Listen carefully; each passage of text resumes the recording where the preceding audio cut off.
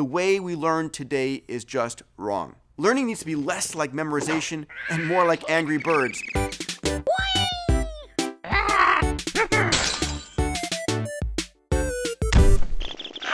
50% of school dropouts name boredom as the number one reason that they left.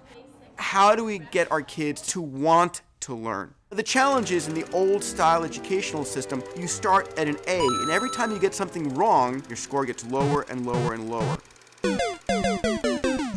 In the gaming world, it's just the opposite. You start with 0, and every time you accomplish something right, your score gets higher and higher and higher. It completely flips the way we currently learn. Think about what you do when you play a game. You observe the problem. You form a hypothesis, and then you test that hypothesis, and ultimately you learn and you try it again. It's actually the same as the scientific method. The trick is to make kids as addicted to learning as they are to gaming. I want to share a story, one of the most compelling examples that I've ever heard of gamification. Proteins are the basic building block of your cells, and for the longest time, predicting how a protein folds has been a very difficult problem. A group of graduate students asked the question, is the ability of the human brain able to predict protein folding better than the computer? And they created a game called Folded, in which the user gets a protein and then begins to manipulate it and fold it on the screen. The lower the stress and strain on that protein molecule, the better their score. Well, it turned out that humans were much better at folding proteins. It turned out that the best protein folder was a woman who during the day was an executive secretary at a rehab clinic,